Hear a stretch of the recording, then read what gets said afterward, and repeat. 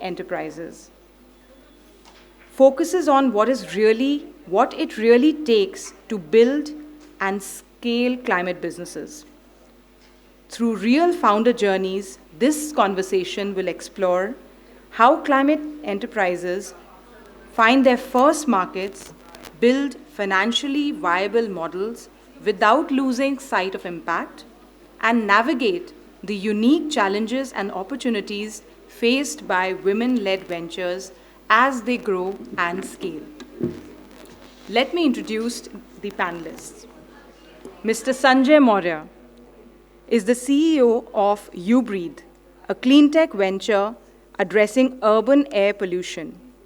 With a background spanning science, engineering, and businesses, he builds technology-driven solutions for healthier cities and is passionate about solving complex, unstructured environmental challenges. Sanjay, please welcome to the stage.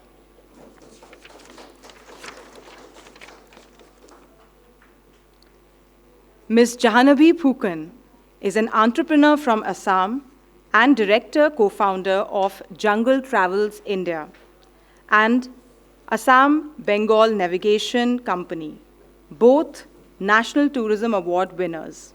She is the founder of Lahilooms, dedicated to celebrating the slow, sustainable lifestyle intrinsic to Assam. Former 37th National President of Wikiflow, she champions high-value, low-impact tourism and sustainable livelihoods for women across tourism and handloom sectors in Northeast India. Kamna Hazrati, the founder of And Purpose, an ecosystem enabler for sustainability and social impact, bridges businesses, policy, and innovation to turn ambition into measurable action. Through its three verticals, agency, grants, and forums, she works with entrepreneurs, investors, corporates, and civil society to accelerate climate solution, clean energy adoption, sustainable finance, and inclusive growth.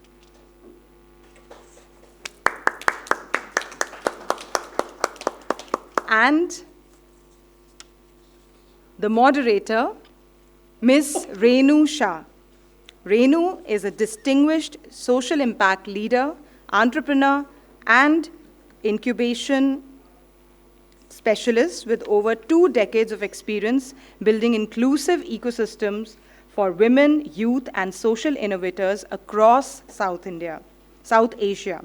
She is the founder of STEP, that has mentored and supported over 1,500 enterprises across 15 states since its inception in 2019. A Harvard Kennedy School graduate and a Mason Fellow at HKS, Renu brings a rare blend of business acumen and grassroots empathy. Her professional journey includes the founding and co-founding of multiple organizations, including a trading and distribution company, a school for slum kids, and an education project based on private-public partnership model.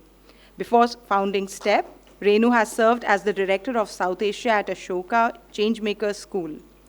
And she's earned several prestigious honors, including the John Galbraith Fellow Award at Harvard, the EPIC Global Women Award, and the VWA Leaders Awards for Diversity and Inclusion.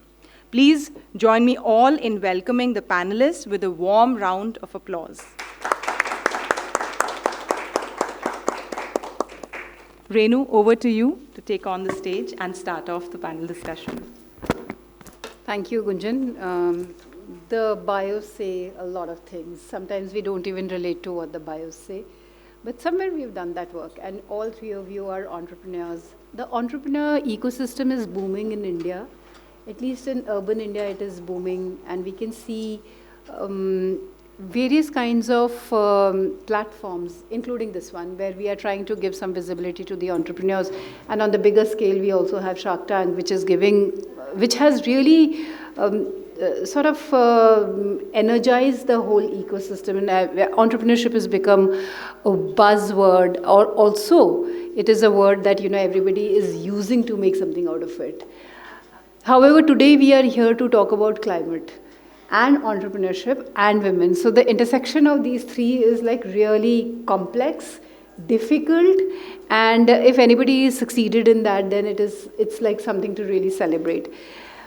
So today the intention of the panel is to figure out that what your challenges as entrepreneurs have been, or that's one, and the second is that if you have built, which Janvi and Sanjay both have built green solutions in difficult spaces, especially Janvi, for you, how did you go about that? So that's what we want to bring about, and then building communities, which Kamna is doing. So some of these things we are going to bring out from this panel, and so I'm going to start with you, Janvi. And we'll straight away deep dive into questions. You have worked like really deeply in responsible tourism. Long before sustainability was even a term. I don't think anybody was talking about sustainability at that time. Now everybody says sustainability. Some people understand and some people still don't understand. But that time I'm sure no one was using it. And you built 2 ventures. And then after the 2 ventures, you went on to build a 3rd venture, which is also related to sustainability. So it's kudos to you, and how did you do it and all of that. But what does it take, what does it mean, like when we say building a viable climate enterprise, and what does it really look like on ground? What did you have to do, and how long did you have to wait for it to become profitable? What are the steps that you took? What are the mistakes that you made? Whatever you feel like, just walk us through that space, because there are a lot of people who are trying to build similar solutions. Thank you, Renu, and thank you for Unpollute, a great new idea whose time has really come. But for us, 35 years ago, I'm using this word climate resilience, etc., because these are what, the terms have been coined now.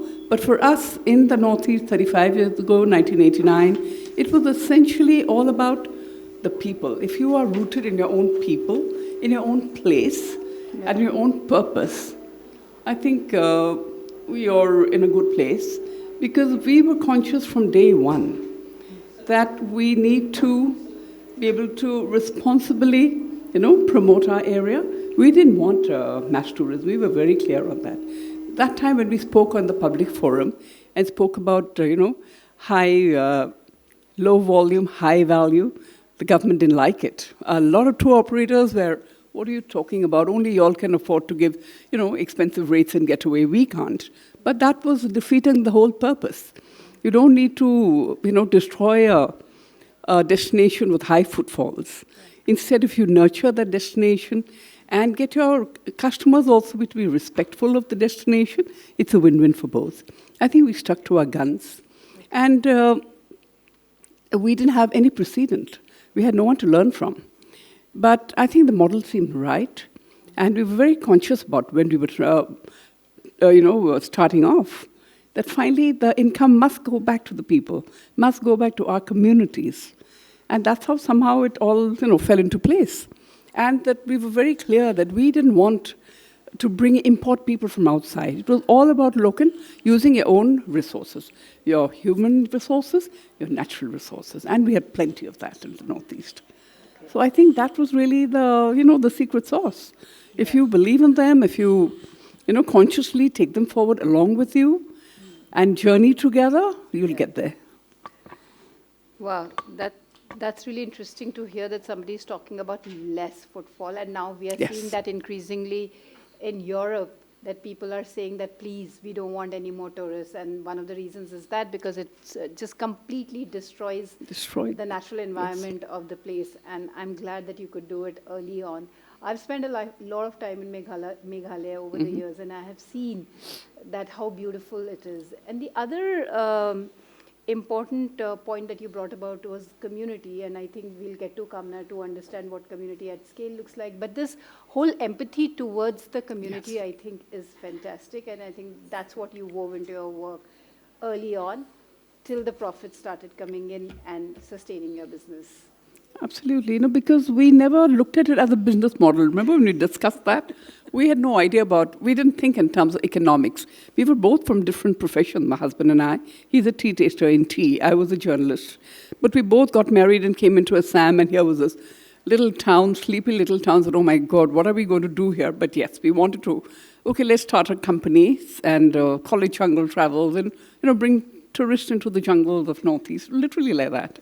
1989, we just started from a 1,000 rupee house rent and staff, two-man staff, me, husband and tea.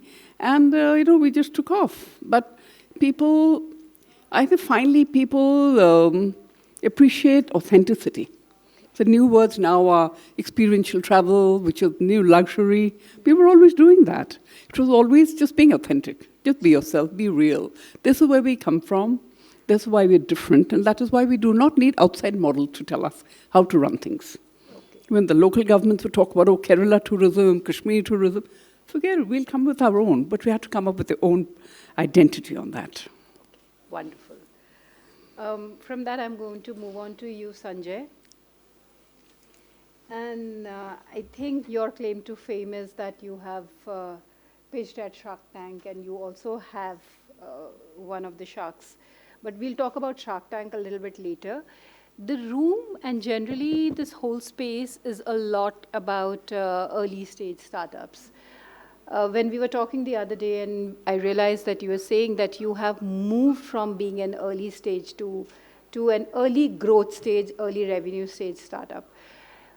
So I want to understand, when does a founder realize that this early stage is over, the hustling of the early stage is over, and now we are in the next stage of this journey? So what were you doing at that point of time? What had you achieved that you said, okay, now it's time that we are looking at the next stage? How did it come to you? Thank you, Renu, for the question. Just maybe I'll take 20 seconds to introduce our work so that there is more context. Is it better? Yeah. So our company is called UBreathe. We are a nature-based technology. We are a company that works in nature-based technologies for air purification remedies. And couple of technologies that we work with is one, plant-based air purifiers, and the second one is water-based air purifiers. So in all of our work and technologies, we combine nature, technology, and design. So these are the pillars that we work with, and we try to come up with solutions at intersection of these three pillars. And our hero product is called UBreathe Live, which is a plant-based air purifiers for Delhi, Bombay, and such polluted cities wherein the pollution is at extreme levels. So this is just about our work. And coming to the question, in the very beginning of any startup or any idea, the founder or the group of people who try to start the company, they try to do everything on their own. They are the salesperson, they are the R&D person, they are also looking after the marketing and hustling at their best, and just trying to take that first step. So during that part, the bigger questions like vision, 5-year roadmap, product roadmap, these questions are not extremely relevant because you're just trying to take that first step. And for us, a technology-based startup, especially in hardware product segment, for us, one milestone was very, very clear. That was to achieve product market fit, or maybe just try to get as much near to that product market fit. So that was a big milestone for us, and it took us almost 4 years to get to that level wherein we were very confident that we are very near to the product market fit. So before that, we used to call ourselves an early stage startup. We can do everything, but the startup might just close any day. We can't do anything about it because there is no product market fit. There is no proven methodology or proven thing that this is really something that people really want. So till that point, we and I used to do everything on our own. There was no focus, huge focus on process, methodology, budgeting, and all those things were secondary to us. We were just focused on getting to that point. Once we achieved that, we really felt that, we have something that people really want. Now it is a good time for us to maybe prioritize different processes, maybe bring in people who have expertise in different domains. So for example, marketing, finance, all those people came in later. So that is, very clear-cut distinction for me, wherein I say that, the early stage has moved probably to the next stage, and for us, getting to that point was crucial. And in fact, just maybe a more practical approach for us was PMF. How did we measure that the PMF was achieved? When we started getting orders from strangers. So in the very beginning, I mean, fortunately, we come from a privileged background with good pedigree of colleges and such. So we have decent networks. So initial stages, we used to get a lot of appreciation orders from our friends and family. But we knew that these are just, being done as a favor or as a, relationship favor. But once we started getting orders and demand from strangers, we did not even know. That was the point in time that, yes, we have made something which, there is a demand, there is a segment that, really appreciates what we are doing. So that was the point in time we really started working on getting our, different things in line, and probably worked more towards the processes part and, getting our channels right and those kind of things. So that is how I see the distinction between the early stage and early revenue stage companies.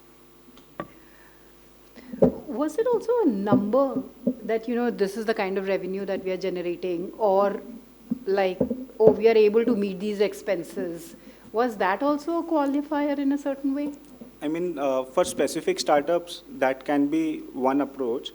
Yeah. But for us, it was not, because, as I mentioned, we are a deep R&D focused company. Our DNA is innovation and R&D.